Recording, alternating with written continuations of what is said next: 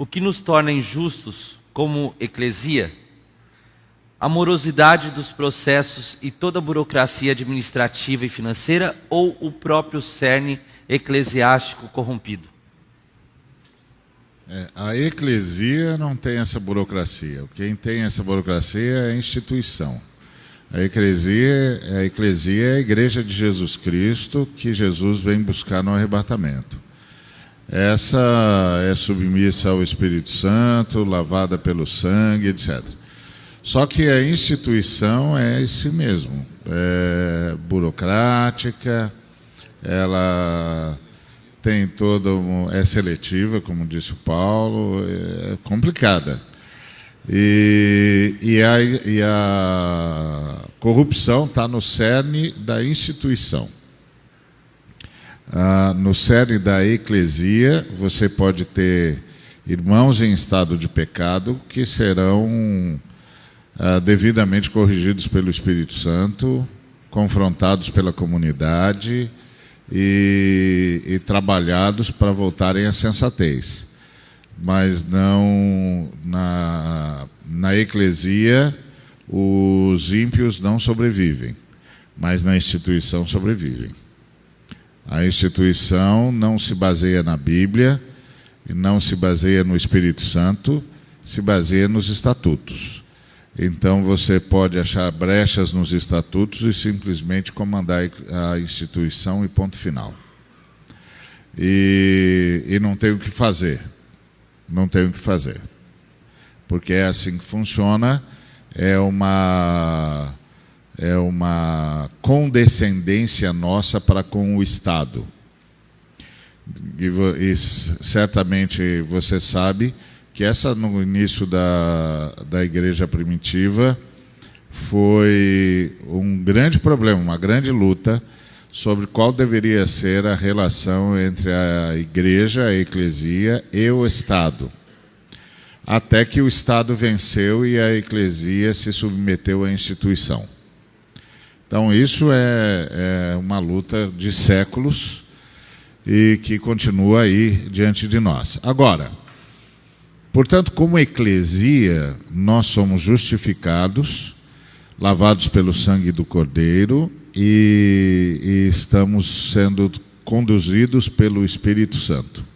Nós temos de fazer diferença nesses dias entre a igreja e a instituição. Essa confusão entre a igreja de Jesus e instituição tem sido danosa, deletéria para a igreja de Jesus Cristo. A instituição, e eu não tenho nada a priori contra instituições, eu mesmo faço parte de uma instituição, como muitos dos colegas que estão aqui. Agora, essa questão da instituição não tem nada a ver com a igreja lavada pelo sangue de Jesus Cristo. Dentro da instituição tem gente da igreja. E dentro da instituição tem gente que não é da igreja, mas pode até estar liderando a instituição. A gente tem de fazer essa diferenciação. Se a gente não fizer, a gente vai confundir esse negócio como uma coisa só e vai jogar fora o bem junto com o mal. E isso vai custar muito caro. Então, acho que essa é uma coisa para a gente insistir. Agora, nós nos tornamos injustos quando nós simplesmente fazemos vista grossa à opressão. É a fala do Luther King.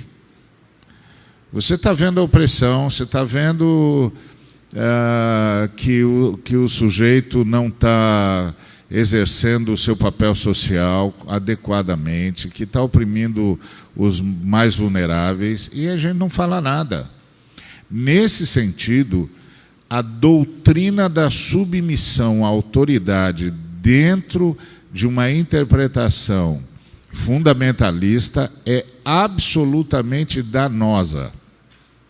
Porque não entendeu, primeiro, que a autoridade máxima é a Trindade. A Trindade não pode ser desobedecida. E você não pode apoiar um líder que desobedece à Trindade. É simples assim. Não importa quem seja essa autoridade, se essa chamada autoridade desobedece à Trindade, ela tem de ser denunciada. E isso é uma coisa que a gente precisa aprender.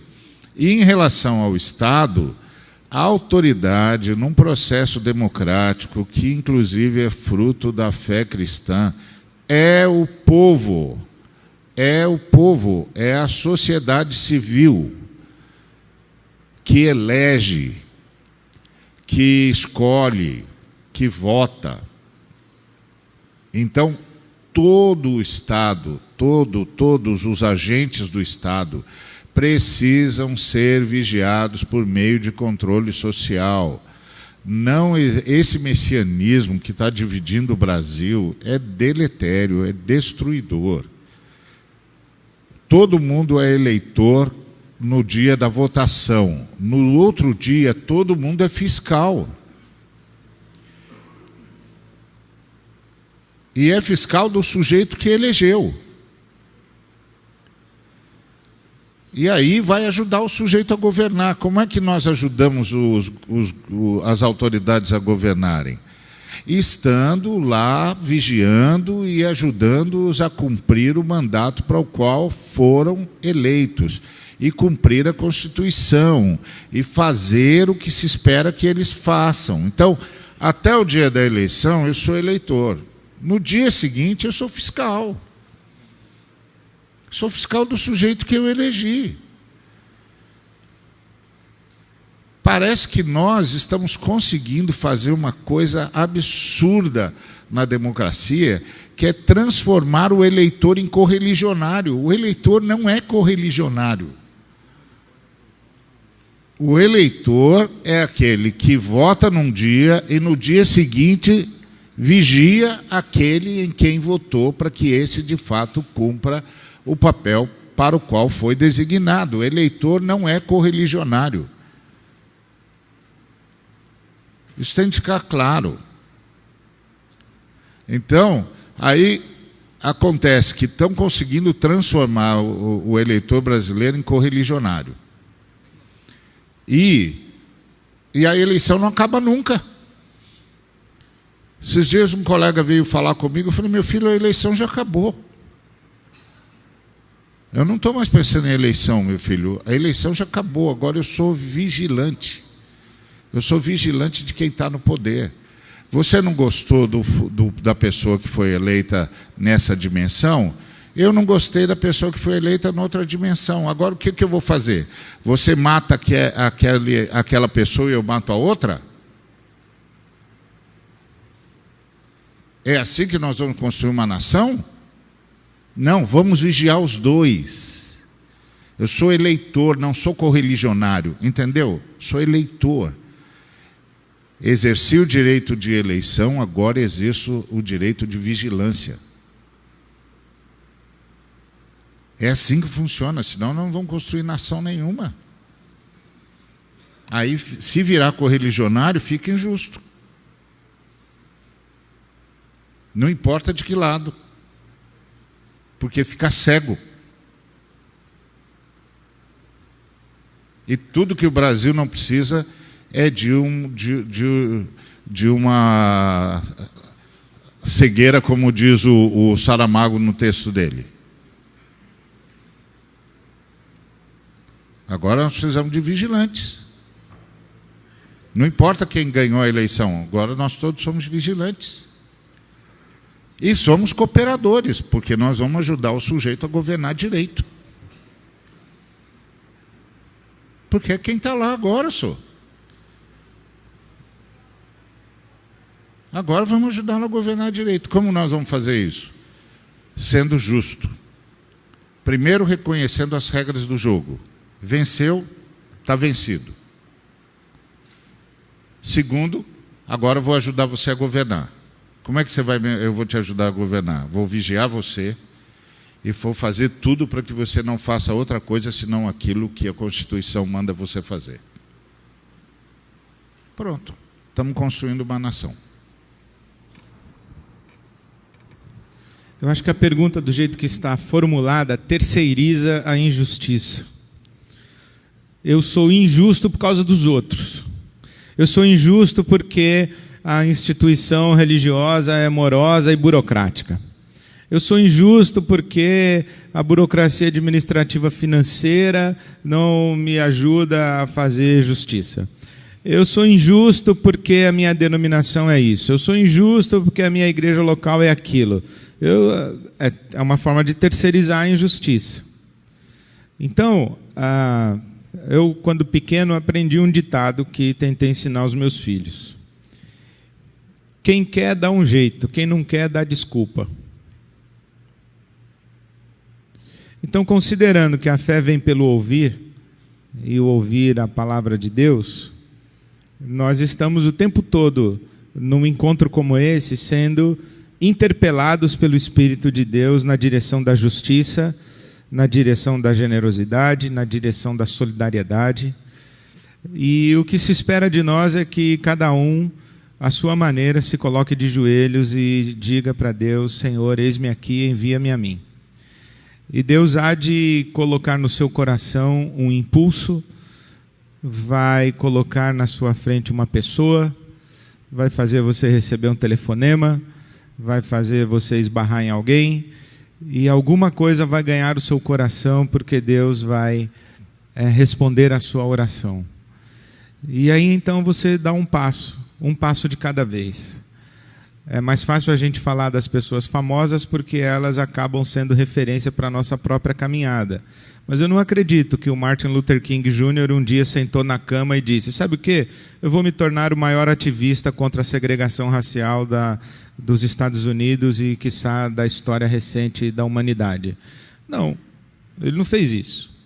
Ninguém se torna Martin Luther King Jr. de um dia para o outro. É um passo de cada vez. Davi, quando foi ao campo de batalha, ele não foi ao campo de batalha para derrotar Golias. Ele foi buscar informação a respeito dos seus irmãos que estavam na guerra e levar algumas prendas para os seus irmãos por mando dos seus pais. Chegando lá, alguém gritou: tem homem aí? E ele falou: gente, estão perguntando se tem homem. Quando alguém pergunta se tem homem, você diz: tem. Você pode morrer depois, mas tem que dizer que tem. Então, o Davi falou: tem homem sim. E aí ele foi fazendo uma coisa de cada vez. E você vai fazendo uma coisa de cada vez e dando um passo de cada vez na direção daquilo que Deus vai semeando no seu coração, e dali a pouco você não está mais fazendo esse tipo de pergunta e nem está mais preocupado com isso. Eu fico muito feliz e tenho muita honra de ter aqui ao meu lado o Fábio, que um dia Deus falou para ele: aí, amigão, não vai fazer nada? Vai ficar aí desse jeito? Aí ele foi fazer uma coisa de cada vez. E hoje tem um movimento Novo Jeito que está causando um alvoroço nos estados onde ele falou e gradativamente tem se tornado um grande empreendedor social. Daqui a 20 anos nós vamos falar quem foi Fábio Silva. Daqui a 20 anos, 30 anos, nós vamos falar quem foi Paulo Capelletti. Nós estamos fazendo uma coisa de cada vez, dando um passo de cada vez na direção daquilo que Deus está nos empurrando. O que nós não podemos é ficar arrumando desculpa, porque quem quer, dá um jeito. Quem não quer, dá desculpa. Gostaria só de colocar aqui um exemplo. Em abril desse ano, nós fizemos uma missão na íntegra na igreja Manaim, lá em São Paulo, com o pastor Ariovaldo Ramos e com o Neil Barreto. E um dia antes, nós tivemos uma discussão, um debate com alguns líderes, com alguns voluntários, com o Bitum e com o Neil. E o Neil, vou utilizar as palavras do Neil, quando foi questionado da morosidade que tinha. E ele falou assim: a minha igreja é uma zona organizada. Ele utilizou essas palavras. Aí todo mundo ficou abismado. Ele falou assim: porque lá, quando alguém chega precisando de tijolo para construir a casinha dele, porque não tem onde morar, o dinheiro é prioridade. Então eu vou pegar esse dinheiro, não importa o que eu tenho que fazer, eu tenho que pegar e ajudar a irmã. O que vai fazer com as outras contas, eu sei que aquilo hoje é prioridade. eu vou resolver. Eu conheço uma pessoa que precisou de um recurso e chegou até a igreja e pediu um recurso para ajudar algumas crianças carentes, ciente de que a igreja tinha milhares ou milhões de reais em caixa. A igreja falou que o recurso era para missões,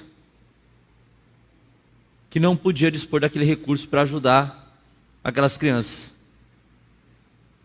Então a ideia da pergunta aqui é essa burocracia, esse método, essas assembleias, essas reuniões que têm que ser formuladas para atender, e acho que quem tem fome tem pressa, entendeu?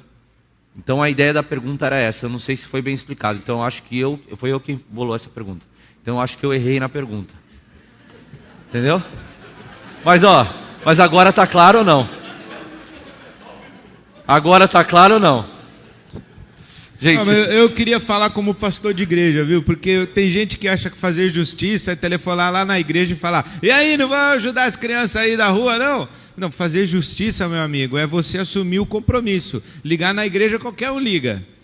Não é você terceirizar, é você assumir o compromisso e falar: eu vou resolver essa parada. Eu vou falar com o meu pastor, eu vou falar com o meu vizinho, eu vou falar com o meu pai, com a minha avó, com a minha tia, eu vou falar com o Tiago, eu vou resolver essa parada. Se ninguém vier junto, eu vou sozinho, mas Deus mandou eu resolver esse negócio. Amém. Obrigado. Eu queria remir a pergunta. Quem é meu amigo, frequenta lá a comunidade com a gente. Dependendo do que você falar, você não vem mais na mesa. É meu amigo, então eu preciso fazer justiça com o meu amigo. É corporativismo mesmo. É meu irmão querido. Eu acho que nós não conhecemos como é que a máquina funciona. Eu acho isso. Nós não sabemos como a máquina funciona. Nós não sabemos como é que são os meandros, né, da máquina pública. Nós não conhecemos como é que funciona os organismos, as organizações, não sabemos aonde e como agir em situações, né?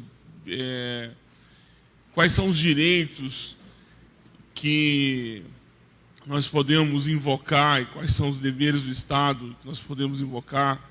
Nós temos uma dificuldade de gerir essa relação com o Estado, porque nós nos colocamos sempre nessa posição de quem está com as pedras na mão, mas a máquina, ela está aí para nos servir, você tem direito, você tem como fazer e tem que ir lá. Eu acho que nos falta também compreender como é que a coisa funciona, porque eu acho engraçado no município onde eu voto, que é a Aparecida de Goiânia, é a região metropolitana lá da capital.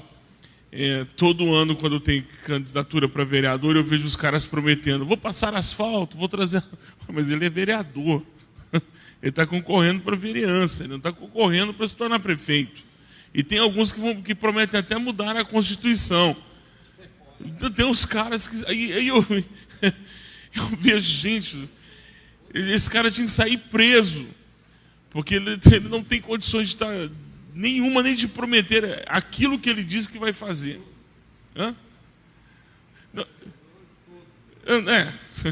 Ou todos presos. Eu penso que precisamos entender um pouco como é que funciona, né? Entender o que é a Constituição, saber quais são, de fato, os nossos deveres, os nossos direitos, para daí então a gente saber como é que é. Eu acho que o Estado realmente é burocrático, ele é lento, ele dificulta, ele cria embaraços. Mas nós temos que saber como é que funciona isso para depois ter as ferramentas certas nas mãos para poder até saber com quem que a gente pleiteia. Às vezes você vai gritar com o cara do guichê e o cara do guichê fala assim: não, você não podia ter gritado aqui, ou você gritar naquele guichê amarelo ali. Lá você pode gritar porque lá sua queixa vai ser ouvida. O que eu queria dizer é que a pergunta está ok, só que é assim, eu acho que logo na minha primeira intervenção eu falei: quando você está submisso ao estatuto e à organização burocrática, é para ser assim mesmo, não tem jeito. A gente tem de entender o seguinte: a gente cria instituições para nos ajudar, E, às vezes, quando a gente cria a instituição para nos ajudar, a gente é obrigado a fazer certos cerceamentos, porque a gente tem de pensar na prestação de contas, de que você não pode simplesmente ir mexendo no orçamento, mexendo na sua reserva, porque isso aqui é uma sociedade, isso aqui é uma comunidade, isso aqui tem regras. Então todo mundo tem de saber disso. Tem regras e tem de ter mesmo. Tem de ter mesmo. O voluntarismo não é justo. O voluntarismo é o uso arbitrário do poder. E necessariamente o voluntarismo vai acabar solapando o direito de todos e calando a voz da maioria. Não pode ser assim. Não pode ser assim. Então você precisa entender o seguinte, que justiça é uma busca constante, como disse o Ed ontem, que a gente, enquanto não tem noção do que realmente é justo, a gente tenta ser e deve ser o mais generoso possível. Mas essa generosidade e todo o nosso movimento tem de levar em conta de que nós vivemos em sociedade e de que nós não somos os únicos que falam. Às vezes, muitos de nós saímos da instituição eclesiástica, entre aspas, da instituição religiosa, como eu gosto de dizer, porque eu faço a diferença entre a eclésia e a instituição, e fomos montar a nosso próprio negócio religioso. Nossa própria ONG, nossa própria missão, nosso próprio ministério, e acabou sendo o nosso próprio negócio religioso, para a gente tentar ser mais ágil, para a gente tentar ser menos burocrático, para a gente tentar ter uma administração rápida, eficaz, etc. E descobrimos que nós, seres humanos, só conseguimos criar institutos. E descobrimos que se a gente não estabelecer um mínimo de regra, a gente vai se perder e vai ser mais injusto do que a gente pensava que jamais seria. E descobrimos que somos só seres humanos. E que não tem jeito. Então, eu me lembro de um colega que me chamou para um movimento que ele ia começar e eu disse, não vou não. Ele disse, não, mas aqui você vai ter liberdade. Eu falei, eu vou ter liberdade até discordar de você, né? Porque toda a instituição está em cima de você. E se eu disser para você, ok, não concordo com o que você está fazendo, o que a sua instituição vai fazer comigo? Eu vou ser execrado, né? Eu vou ser execrado porque você é a alma desse negócio. Então eu vou ficar lá onde tem estatuto, que é um saco, mas pelo menos quando eu sentir que estou sendo oprimido, eu grito. Eu grito e chamo um estatuto. Deus deu lei porque nós somos homens. Então são coisas diferentes. São coisas diferentes. O instituto é uma coisa que nós criamos e, gente, nós não sabemos fazer outra coisa. Não sabemos. Muitos de nós saíram da instituição religiosa e acabou montando seu próprio negócio. Seu negócio religioso. E aí teve de descobrir que tinha de pôr ordem na casa. Porque daqui a pouco estava todo mundo falido, ninguém soube o que fazer com o dinheiro, e aí ninguém soube o que fazer, onde soltar o dinheiro e onde segurar o dinheiro. Porque são recursos escassos. Não tem jeito, gente. Não tem jeito. Então, qual é a luta pela justiça? Não é a luta pelo fim da instituição, porque nós vamos criar outra. É a luta por agilizar a instituição onde a gente puder, sempre sabendo que vai haver um limite. E o limite é a prestação de contas. E quem não presta contas não pode liderar nada. Não existe na fé cristã gente que não preste contas. Eu desconfio de todo líder cristão que não presta contas para ninguém. Quem não presta contas não pode liderar. Tem de prestar contas. Eu presto contas, cada um de nós presta contas, tem de prestar contas, porque nós somos seres humanos. Nós somos suscetíveis às tentações. Nós somos suscetíveis às nossas dores. Nós somos suscetíveis às nossas necessidades. Tem de prestar contas. Se não presta contas, não serve para liderar, porque vai subtrair o que é de todos em favor daquilo que ele particularmente julga ser justo. Eu vou insistir no que o Ed disse ontem. Justiça é um conceito que eu até desenvolvi, um conceito de que justiça judaico-cristã é todos desfrutarem igualmente de tudo que Deus é e de tudo que Deus doa. Agora, isso tem um processo. Tá certo? Eu fiz essa ressignificação para diferenciar do que o comunismo chama de justiça, do que o capitalismo chama de justiça. Então eu fiz uma ressignificação para dizer o que eu entendo que a fé judaico-cristã chama de justiça. Mas isso tem um processo. E só Deus sabe qual é. Então, não existe gente voluntarista na igreja do Cristo. Sujeito presta contas. Quem não presta contas não serve para liderar em nome de Jesus. Então isso tem de ficar claro. Isso significa que nós vamos ser cerceados. Isso significa que alguém vai ter de dizer para mim, meter o dedo na minha cara e falar: Ari, você não pode fazer assim, porque isso não é correto. Espera, o camarada tem de esperar, tem um processo, tem outras pessoas, essa não é a única necessidade. Foi o que o Ed falou ontem na mensagem dele. Nós nos deparamos com necessidade todos os dias, de toda monta. Nós precisamos dos nossos dons para elencar e para distribuir. E temos de deixar claro que no mundo injusto, tudo que nós fizermos é para mitigar a injustiça, não para resolvê-la, porque ela se resolve no novo céu e na nova terra. Então, não tem jeito. Não tem jeito, senão vai ser um bando de voluntariosos aí, fazendo o que quer e dizendo que está fazendo em nome de Jesus. E aí eu tenho de dizer para ele: engraçado, Jesus falou para mim que você está errado, e agora? Então, cuidado com essas coisas. Cuidado com essas coisas, porque essas críticas generalizadas e não refletidas, elas só revelam uma incapacidade de submissão ao coletivo. E isso é deletério. Eu vejo a pergunta, o que nos torna injustos, duas coisas. A primeira delas, não saber fazer as coisas.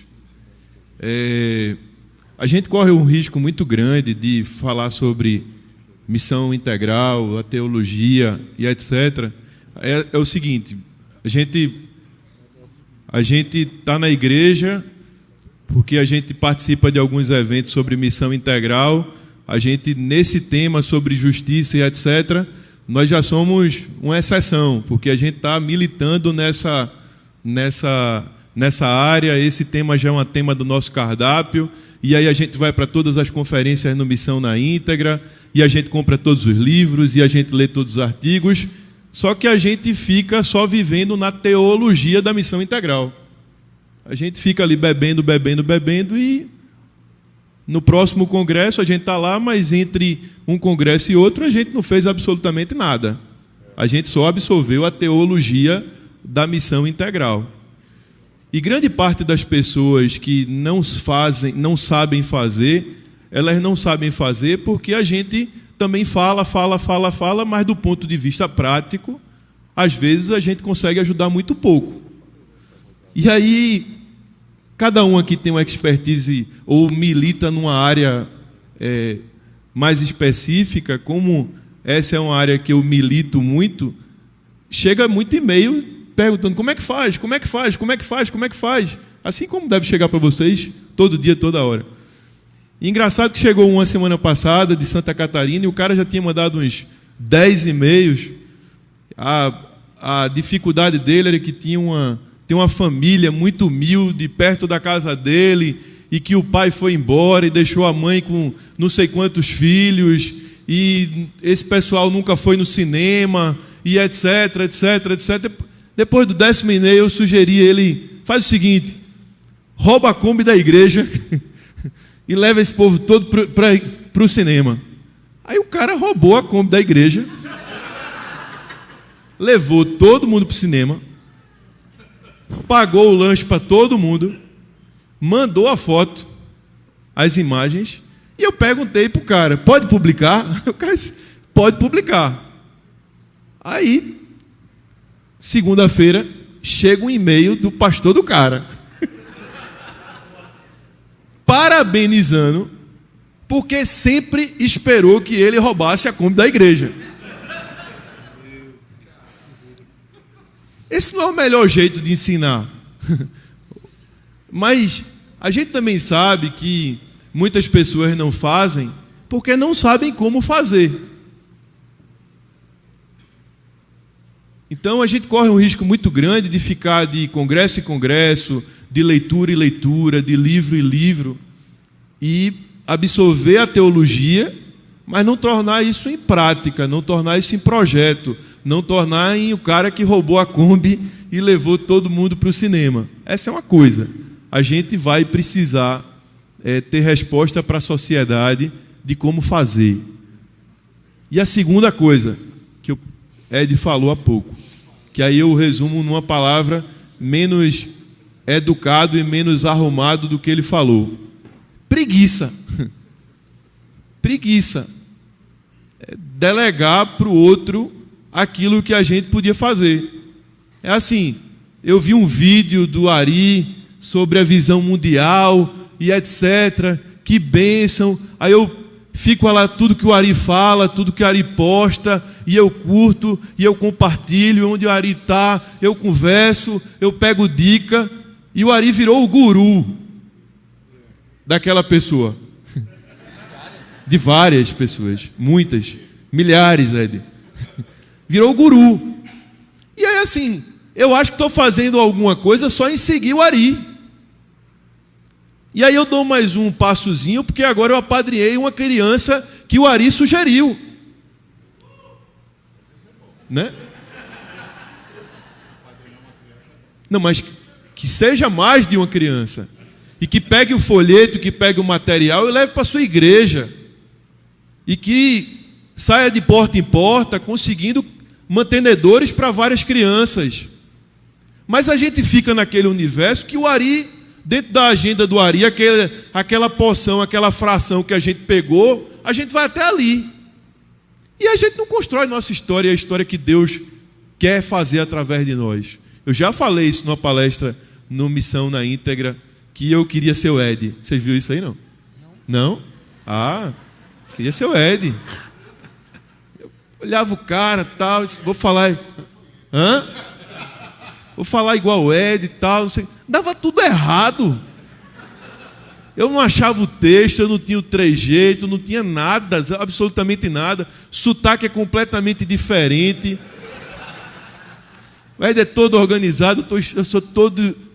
Então assim, quando eu comecei a ser como eu comecei a entender o que Deus tinha reservado para a minha vida, eu não comecei a influenciar ninguém, eu comecei a ser feliz. E quando a gente começa a ser feliz, e quando a gente tem certeza absoluta de para que e por que a gente foi convidado por Deus, aí Deus começa a influenciar pessoas através da gente. Mas com preguiça, não acontece. E sem saber fazer, também não acontece. Eu queria só complementar ou afirmar o que o Ari disse, porque todos nós aqui vivemos dentro de uma instituição. E quando nós estamos numa instituição e você está no centro do furacão, aparecem várias demandas que você não consegue cumprir. E através disso nasce a burocracia e a prioridade. E aí você tem que traçar a prioridade, porque se você não traçar a prioridade do que você está alinhado com a sua visão, você perdeu. Então nós estamos no centro do furacão dentro de uma favela. Tem N dificuldades. Como nós vamos suprir todas? O desejo mas a gente não consegue. A gente não consegue fazer tudo. Então aí nós temos que sentar e de verdade criar uma burocracia para tentar alinhar com a visão. Isso é injustiça? Eu acho que não, né? Isso não é injustiça, porque a gente não consegue dar conta da demanda. E outra, quando nós saímos de uma instituição e nós começamos um movimento, esse movimento vai se tornar uma instituição, senão o movimento morre. O movimento só continua quando existe uma instituição. Não tem jeito. E aí nós vamos priorizar as coisas. E é claro que cada instituição vai priorizar de uma forma. E aí quando alguém vem pedir alguma ajuda, como eu acho que todos os pastores aqui passam por isso, quando nós falamos, cara, está fora da nossa visão, a gente não consegue cooperar com você, ele vai falar, não, você é injusto, você fala, mas não pratica. Mas é isso que a gente escuta. Por quê? Porque não está dentro do âmbito daquilo que a gente consegue fazer. Eu gostaria de ajudar mais? Gostaria, mas eu não consigo, eu tenho um limite. Então esse limite é que faz com que a justiça e a injustiça apareçam. Mas é uma dificuldade burocrática da vida institucional, que é uma também necessidade, porque você não pode. Muitas vezes eu estou em casa, vou dormir, eu lembro dos caras que estão dormindo na rua, eu falo, puxa vida, eu não tenho cobertor. Eu queria ir lá, pelo menos dar cobertor, dar um colchão, levar para casa, ver quem quer. Poderia, mas eu não consigo, né? Então tem tantas coisas que nos impedem, que dão limite para nossa própria vida. Então eu acho que a burocracia ela vai existir sempre na instituição, mas burocracia que você ainda elabora de vez em quando as fugas dessa burocracia para poder ajudar alguns é válida. Então é um peso que eu carrego sempre. Como ajudar? Nós vamos tentar fazer alguma coisa, mas não posso fazer nada. É a mesma coisa que aconteceu, o pedido de um pastor, muito amigo nosso, Humberto Aragão, que a esposa dele está para operar. Ele colocou que vai custar R$42 mil a operação, a cirurgia da esposa, e o convênio não cobre.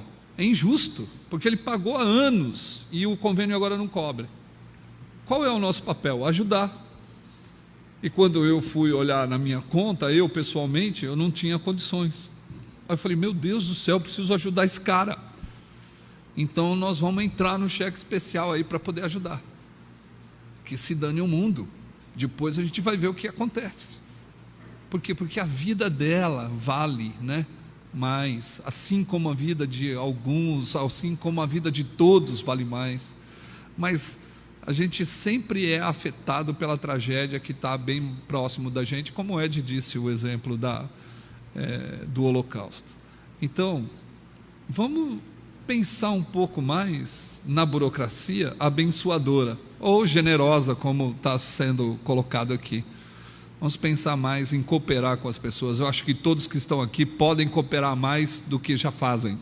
Então, todos nós podemos fazer um pouco mais do que aquilo que foi proposto dentro das nossas instituições ou dentro da nossa própria família, que é uma instituição também. Então, eu acho que essa situação só tem que trazer limite para a gente poder viver também, senão está difícil. Ele tirou o microfone. Não, só duas questões. Você disse que não ia básicas. A primeira é o paternalismo, né? O que é que eu faço, papai? E agora? Tem aqui o menino de rua. O que eu faço, papai? Eu acho que tem que tirar esse negócio, esse paternalismo que o brasileiro tem.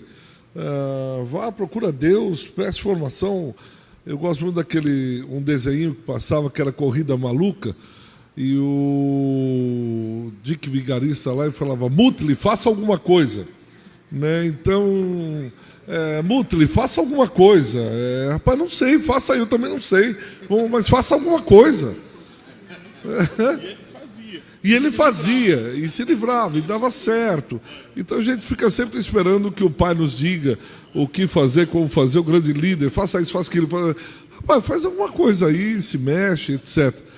E a segunda coisa é que a porta já é estreita e alguns querem diminuir ainda mais. Não, ainda está muito larga. Rapaz, eu não estou nem conseguindo passar de lado. Não, mas fecha um pouquinho mais. O que eu quero dizer com isso? O pastor é assim, se tem uma situação, ele diz: não, então pega lá no caixa da igreja e faz. Nossa, esse pastor é autoritário, é ditador, ele manda na igreja, é o dono da igreja. Aí o pastor precisa fazer, ele diz: olha, eu preciso marcar o... Não, o pastor é frouxo, é moroso, tem que esperar o presbítero, tem que esperar não sei o quê, precisa tomar uma decisão, ele não toma. O que você quer que faça, então? Porque se ele faz, ele é ditador, dono da igreja. Se ele não faz, ele é frouxo, moroso. Não, estreita mais o caminho do pastor, porque ele precisa apertar um pouco mais o pastor. A gente é apertado demais, tem misericórdia. Já tem muita coisa que fazer, a gente está fazendo. Não, o Paulo Capelletti só cuida de 5.348 crianças morando com ele. Poderia ter mais uma, por que não? Falar é fácil, mas 5.348 cabe espaço para mais uma. Quem alimenta 5.348 alimenta 5.349. Cara, por que você não leva para a tua casa? Não, é aquele que está falando. O outro lá já faz. Caramba, peraí, pega leve, né? Somos de carne e osso, então, Mutli, faça alguma coisa.